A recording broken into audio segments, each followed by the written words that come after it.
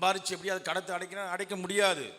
தேவனுடைய கோபம் அங்கே இருக்கும், மறைமுகமாக செயல்பட்டே இருக்கும். நமக்கு அது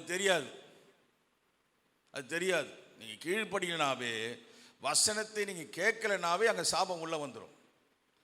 அப்போ நீங்கள் சொல்லலாம், சாபத்தை சிலுவையிலே முறியடித்தார். எந்த சாபத்தை? நல்ல வசனத்தை நீங்கள் நல்லா படிச்சு, எந்த சாபத்தை சிலுவையிலே முறியடித்தார்? நியாயப்பிரமாணத்தின் தண்டனை, அந்த சாபத்தை தான் ஏற்றுக்கொண்டார். ஏதேன் தோட்டத்தில் ஒரு சாபத்தை கொடுத்தார் ஏவாளுக்கு, அது ஏற்றுக்கொண்டாரா? இன்றைக்கும் பிள்ளை பெறுகிறவர்கள் வலியோடு தான் பிள்ளை பெறுகிறார். வலி இல்லாமல் யாருன்னா பிள்ளை பெறுறாங்களா? சொல்லுங்க, வலி இல்லாமல் யாருன்னா பிள்ளை பெறுறாங்களா? என்ன பாஸ்டர், இப்போ தான் சிசரிங் வந்துச்சு. சிசரிங் கூட ஆபத்து தான் தெரியுமா? 6 மாதம் தையல், உள்ள சீடு பிடிக்கும், ரணமாக இருக்கும். அது 6 வரையும் குனிய முடியாது, நிமிர முடியாது, எந்த வேலையும் செய்ய முடியாது. அது கஷ்டம் இல்லையா? ஆண்களுக்கு ஆதாமுக்கு ஒரு சாபம் இட்டாரு. நீ என்ன பண்ணுவ? கஷ்டப்பட்டு தான் சம்பாதிப்ப. கஷ்டம் இல்லாமல் யாருன்னா சம்பாதிக்கிறதுக்கு இருக்கிறீங்களா? கள்ள நோட்டு அடிக்கிறவங்க கூட கஷ்டப்படுறான். உங்களுக்கு தெரியுமா? எப்படிலாம் அரசாங்கத்தை ஏமாத்தலான்னு அவன் சிந்தையில் கஷ்டப்பட்டு இருக்கிறான். மாட்டினா அவ்வளோதான் அவர் பலிக்காடு. திருடுறவன் என்ன பண்ணுறான்? திருடுறவனு கஷ்டப்படுறான். எப்படிலாம் திருடலாம், திருடுனா தர்ம அடி கிடைக்குமே, அது எப்படி வாங்கிறது? உடம்புல எப்படிலாம் தப்பிக்கலாம்? உடம்பெல்லாம் எண்ணெய் பூசின்னு வரானுங்க திருடுறதுக்கு. பிடிச்சா என்ன பண்ணிடலாம்? ஓடிடலாம். என்னென்ன நடக்குது பாரு உலகத்தில். திருடுறதுக்கு முன்னாடியே அவரை அப்டேட் பண்ணுறான். லேப்டாப்லாம் வச்சுருக்கிறாங்க, அதை போட்டு எப்படிலாம் நுழையலாம், எந்த வழி இங்கே இருக்குது, எந்த ஏடிஎம்மை உடைக்கலாம், எல்லாம். அதுக்கும் கஷ்டம்தான். சும்மா செய்ய முடியுமா? சொல்லுங்க. எல்லாம். அப்போ அந்த சாபம் என்ன பண்ணல? சிலுவையில் மாற்றப்படல. சர்பத்துக்கு என்ன பண்ணார் ஆண்டவர்? சாபம் இட்டார். இன்றைக்கு பாம்பு எப்படி போகுது? எப்படி போகுது? ஆமாம், மண்ணை நக்குது. அப்போ அந்த சாபம் என்ன ஆகலை? சிலுவையில் மாறலை. புரிந்து கொள்ளுங்க. சிலர் சொல்லிகிட்டே உட்காந்துருப்பீங்க, பாவத்தை ஏற்றுட்டாரு. இப்போ அப்படி வருது சத்தியம். சிலுவையில் சாபம் ஏற்றுட்டா, நீ எப்படின்னா வாழு, எப்படின்னா வாழு இருக்குது. அல்லேலூயா. ஆமாம், சாபம் சத்தியத்தை கேட்கலை, கீழ்ப்படியலை அப்படின்னா சாபம் உள்ளே வந்துவிடும். அது உங்கள் வாழ்க்கையில் வேதனை உண்டாக்கும். ஆமாம், அல்லது மரணத்தை உண்டாக்கும். வயது வருவதற்கு முன்பதாக மரணம் வருதா? சாபம். தீராத வியாதி சாபம், கொள்ளை நோய்கள் சாபம், கடன் பிரச்சனை ஒரு சாபம், வேலை இல்லாத திண்டாட்டம் ஒரு சாபம், வருமான பற்றாக்குறை எல்லாம் சாபம் தான். ஏன் அப்படின்னு கொஞ்சம் உங்கள் வழியை நிதானித்து அறிந்தீங்கன்னா நீங்கள் தேவனுடைய சத்தத்திற்கு, இந்த வசனத்திற்கு எங்கேயா ஒரு எல்லையில கீழ்ப்படியாமல் இருந்திருப்பீங்க.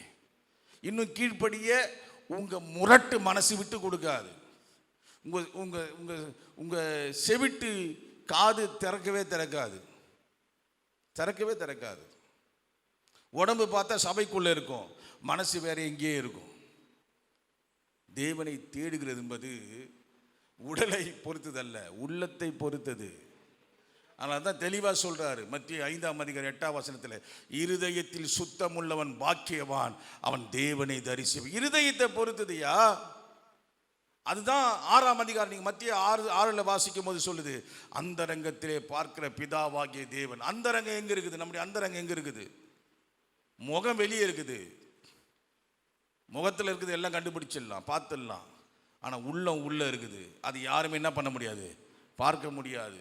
வெளியே பார்த்தா அப்படியே நல்லவங்களாக தெரியும், ஆனால் உள்ளதான் பயங்கரமாக இருக்கும். இந்த உள்ளத்தை தான் ஆண்டவர் பார்ப்பார். சபையில் இருக்குது, பாஸ்டர் பார்ப்பார், பரவாயில்ல சர்ச்சுக்கு வந்துட்டான் அப்படி பாஸ்டர் கணக்கு போடுவார். ஆனால் ஆண்டவர் ஒரு கணக்கு ஒன்று போடுவார். வந்தான், இவன் மனசு எங்கே இருக்குது? இவன் உண்மையாக என்னை துதிக்கிறானா, இல்லை கண்ணை திறந்து வேடிக்கை பார்த்துட்டு இருக்கிறானா? இதெல்லாம் நமக்கு வேதனை தான். ஆமாம், நீங்கள் தேவனை ஆராதிக்கலைன்னா, நீங்கள் உண்மையாக ஆராதிக்கலைன்னா உங்கள் உள்ளம் இருளடைந்து விடும். இருளுக்கு சொந்தக்காரன் பிசாசு. உன் வாழ்க்கையை குட்டி சோறாக்கிடுவான். அப்பா பேச்சை கேட்க விட மாட்டான், அம்மா பேச்சை கேட்க விட மாட்டான், ஊழியக்காரன் பேச்சை கேட்க விட மாட்டான். எவனோ நல்லவனா சொல்லுவோம், என் ஃப்ரெண்டு நல்லவன், அவன் தான் உனக்கு எடுப்பான். அவன்கிட்ட வீட்டில் இருக்கிற பணத்தெல்லாம் திருடி அவனுக்கு எடுத்து போய் கொடுக்கறது. அவன் ஊரை சுற்றி நாசம் பண்ணி உன் பேரையும் கெடுத்து உன் பணத்தையும் நாசப்படுத்தி எல்லாம் போய் படிப்பும் போயிடும். ஏன்னா சாபம் உள்ளே இருக்கிறது எப்படி படிப்பு வரும்? ஞானமும் போயிடும், அறிவும் போயிடும், புத்தியும் போயிடும். உடைய எல்லைகளிலே சாபம் அப்படி இருக்கும். இது ஒரே ஒரு வழிதான். நீங்கள் தேவனிடத்திலே உங்களை ஒப்பு கொடுத்து உங்களை தாழ்த்தி 2 நாளாகமம் புஸ்தகம் 7:14 சொல்லப்பட்டிருக்கிறபடி என் ஜனங்கள் தங்களை தாழ்த்தி தங்கள் பொல்லாத வழிகளை விட்டு, எதை விட்டு? பொல்லாத வழிகளை விட்டு. ஆமாம், இல்லைன்னா சுற்றினே இருக்க வேண்டியதுதான் ஊரை.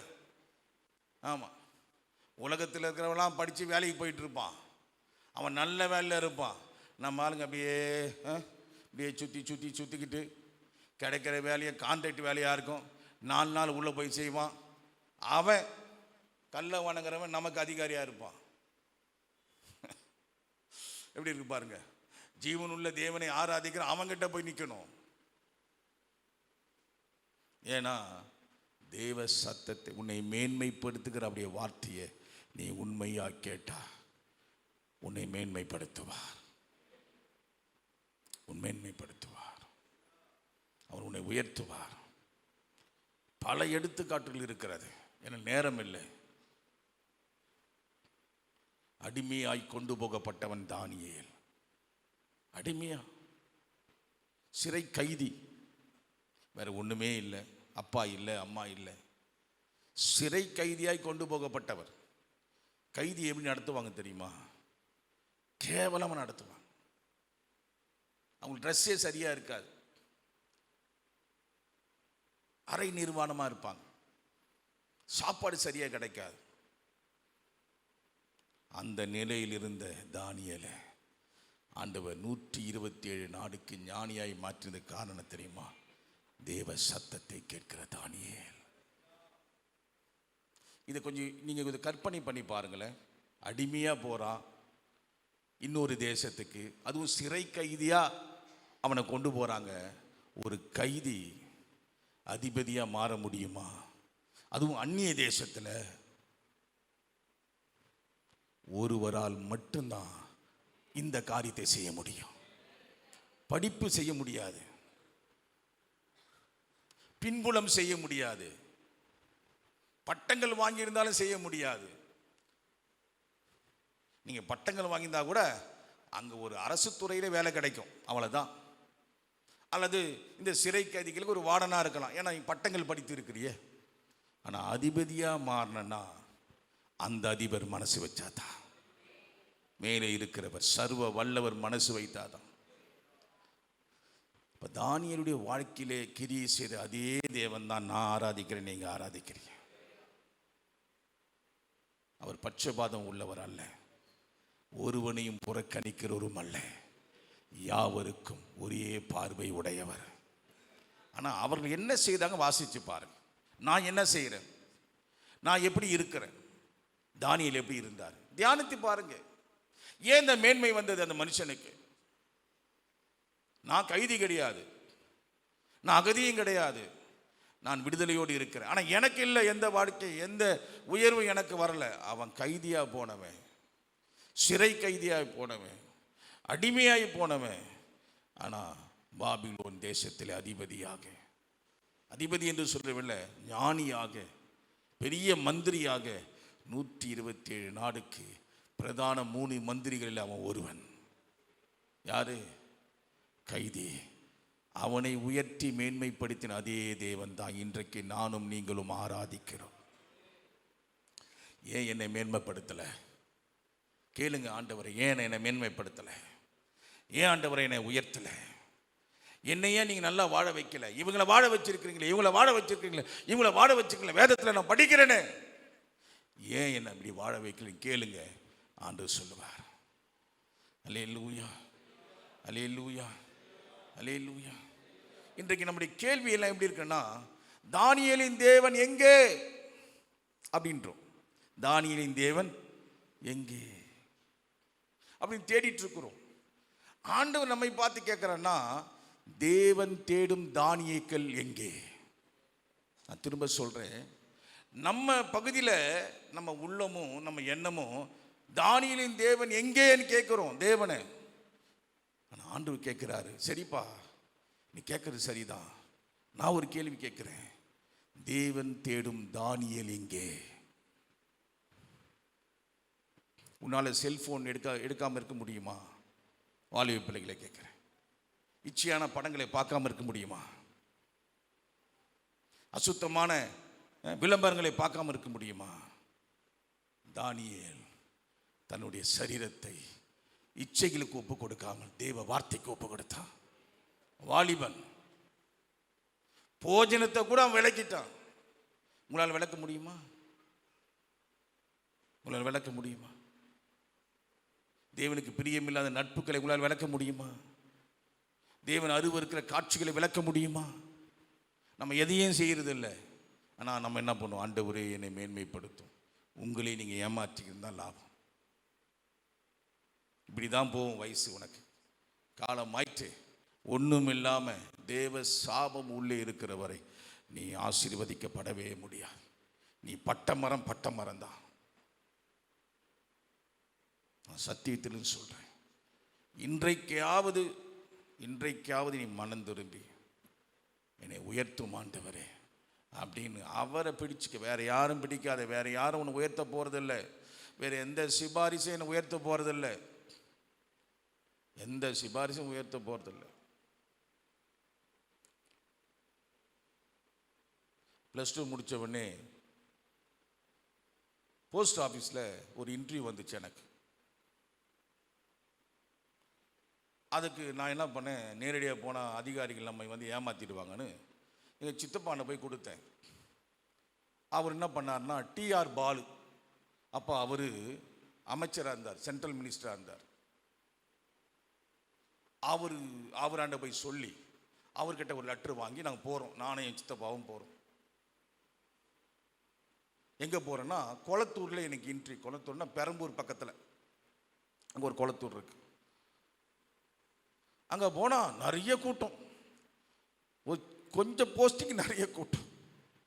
எனக்கு என்ன தெம்பாயிடுச்சுன்னா, நம்ம கையில் யார் இருக்குது? TR பாலு, சென்ட்ரல் மினிஸ்டரு, அவர் லெட்டர் இருக்குது, நம்ம கூப்பிட்டு கொடுத்துருவாங்கன்னு நினச்சிட்டேன். அங்கே போனால் எல்லாரும் ஒவ்வொரு மினிஸ்டர் லெட்டர் வச்சுக்கிறாங்க. என்னை பார்த்து அந்த அதிகாரி இதை கொடுத்த உடனே, அப்பா எத்தனை பேர் எத்தனை கொடுக்குறீங்க? இருக்கிறது இத்தனை போஸ்டிங் தான், அதனால் நாங்கள் ஒன்றும் செய்ய முடியாது, ஏற்கனவே நாங்கள் எடுத்துட்டோம் சிலரை அப்படின்னு சொல்லிட்டாங்க. இப்போ நினச்சேன், இந்த சிபாரிசுலாம் ஒன்றாகாது, உலக சிபாரிசு ஒன்றுக்கும் உதவாது, ஒன்றுக்கும் உதவாது. தேவன் நமக்கு பரிந்து பேசுகிறவர், அவர் நமக்கு சிபாரிசு செய்வார். அவரை நம்பி காரியங்களை செய்யுங்க. அல்லேலூயா. நான் முடிக்கிறேன். கடைசியாக ஒரு வசனத்தை பரிசுத்த ஆவியை என் மனசில் ஞாபகப்படுத்துறதுனால, நீதிமொழிகள் 3:6 சொல்லுது, உன் வழிகளெல்லாம் அவரை நினைத்துக்கொள். உன் வழிகளெல்லாம் இயேசுவை நினைத்துக்கொள், அப்பொழுது உன் காரியம் வாய்க்கும். எந்த காரியம் வாய்க்கணும் நீ ஆவலா தேடுறியோ, எந்த காரியம் வாய்க்கணும், இந்த காரியம் வாய்க்கணும், இந்த காரியம் முடியணும், இந்த காரியம் எனக்கு வழி திறக்கணும்னு சொல்லி ஆவலா ஏங்கிட்டு இருக்கிறியோ, இன்னைக்கு ஆவியானவர் சொல்றார், இயேசுவை உன் வாழ்க்கையில் நினைத்துக்கொள். உன் வழியின உன் வாழ்க்கை, உன் வாழ்க்கையை நினைத்துக்கொள், உன் காரியம் வாய்க்க, உன் காரியம் வாய்க்க. அல்லேலூயா. உனக்காகவே தேவன் காரியங்களை மாறுதலாய் முடிய பண்ணுவார். உனக்காகவே வழிகளை திறந்து வைப்பார். உனக்காகவே ஒரு போஸ்டிங்கை காலி பண்ண வைப்பார். அவருடைய பிள்ளைகளுக்கு இல்லாதது வேற யாருக்கு? கர்த்தர் அதை செய்வார். அல்லேலூயா, அல்லேலூயா. ஆனால் யாரை நினைக்கணும்? யாரை நினைக்கணும்? ஏசப்பாவை நினைக்கணும். உன் வாழ்க்கையெல்லாம் நினைக்கணும். வேறு யாரும் நினைக்கக்கூடாது. நினைச்சா உன் வாழ்க்கை தோல்வி அடைஞ்சிடும், உன் வாழ்க்கை ஜெயமாக இருக்காது. ஆமாம், தானியேலுடைய வாழ்க்கையில் பார்க்குறோம். 3 விதமான கூட்டத்தார் தானியேல் வாழ்ந்தபோது இருந்தாங்க. ஒன்று பாபிலோன் ராஜா, அடுத்து மேதிய ராஜா, பிறகு பெர்சிய ராஜா. இந்த 3 சாம்ராஜ்யத்திலும் தானியேல் என்ன பண்ணுறாரு? ஞானியாய் அரண்மனையில் இருக்கிறார். பைபிள் சொல்லும், இந்த 3 ராஜாக்களிலும் தானியேலுடைய காரியம் ஜெயமாய் முடிந்தது. ஜெயமாய் நல்லா யோசித்து பாருங்க ஐயா. இப்போ திமுக ஆளுது. திமுக ஆளுச்சுன்னா அந்த திமுக சம்பந்தப்பட்ட IAS IPS அதிகாரி தான் உள்ளே கொண்டு வருவாங்க. ஏன்னா அப்போ தான் அவங்களுக்கு அனுசரணையாக இருப்பாங்க. ஏற்கனவே அதிமுக ஆளுச்சு, அந்த ஆட்சியில் அவர்களுக்கு அனுசரணையாக இருக்கிற IAS IPS தான் உள்ளே கொண்டு வருவாங்க. இப்போ அடுத்த ஒரு ஆட்சி வருதுன்னு வச்சுங்களேன், அவங்க என்ன பண்ணுவாங்கன்னா இந்த ஆட்சியில் இருக்கிற IAS IPSல வெளியே எடுத்துட்டு அவர்களுக்கு ரொம்ப ஐக்கியமாக இருக்கிற, ரொம்ப அனுசரணையாக இருக்கிற, சொன்னதை கேட்கக்கூடிய, இந்த அரசியல்வாதிகளை பிரியப்படுத்தக்கூடிய நபர்கள் தான் என்ன பண்ணுவாங்க, உள்ள வச்சிருப்பாங்க. ஆனால் தானியேல் பாருங்க, தானியேலை பாருயா. பாபிலோன் தேசத்தின் ராஜா வேற, மேதிய ராஜா வேற, இது எல்லாம் வேற வேற பேரரசு. கல்தேய பேரரசு வேற, மேதிய பேரரசு வேற, பெர்சிய பேரரசு வேற.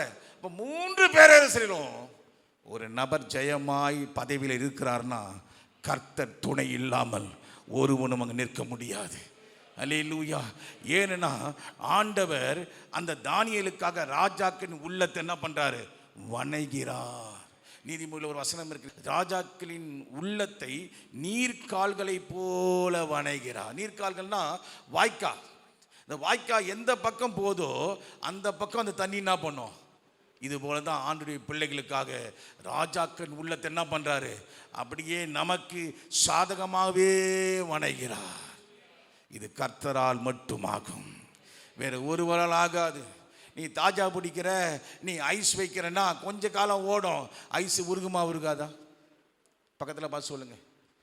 ஐஸ் வச்சுலாம் ரொம்ப நாள் வேலையில் நிற்க முடியாது. ஐஸு உருகிடும். உருகிடுச்சுன்னா வெளியே போக வேண்டியதுதான். ஆனால் ஆண்டவரை நீங்கள் பிரியப்படுத்தி வாழ்ந்தா, அப்படி சத்தத்தை கவனமாய் கேட்டு நடந்தா, உன் தலையை உயர்த்துவது மாத்திரமல்ல, யார் உனக்கு மேலதிகாரியாக இருந்தாலும், யார் உனக்கு மேலாக இருந்தாலும் சரி, ஆண்டவர் உனக்கு நேராக அவன் இருதயத்தை திருப்புவார். அல்லேலூயா. திருப்புவார். அல்லேலூயா. அவன் திருப்ப வைப்பார். அவன் சொப்பனத்தில் பேசுவார். டே யாக்கோபு யாம்புள்ள, அவனுக்கு நல்லதை தவிர என்ன பண்ணக்கூடாது, தீமை என்ன பண்ணக்கூடாது. யார்கிட்ட சொல்கிறா தெரியுமா? யார்கிட்ட? லாபான் பற்றி உங்களுக்கு தெரியுமா? அவன் குறி கேட்குறதுல ஃபேமஸ்ஸு. எது கேட்குறதுல? குறி கேட்குறதுல ஃபேமஸான லாபான். அவன் எந்த தொழிலையும் குறி கேட்டு தான் செய்வான். அப்படிப்பட்ட குறி கேட்குறவங்கிட்ட ஆண்டவர் பேசுகிறார், தபார் நீ எனக்கு தெரியும் நீ அவங்க கூட சண்டை போட போகிற, ஆனால் தான் உன் ஆட்களை என்ன பண்ணுற, எல்லாரையும் ஆட்களை கூப்பிட்டு போகிற. அவங்ககிட்ட சொப்பனத்தில் பேசுகிறாரு, உன் வேலைலாம் அவங்ககிட்ட வச்சுக்காத. அல்லேலூயா. அப்படி வச்சுட்டு நீ வீடு திரும்ப முடியாது. ஆண்டவர் பாருங்க எப்படி பேசுகிறாரு பாருங்க. அல்லேலூயா. அவனை தொட்ட நீ கெட்ட. அல்லேலூயா.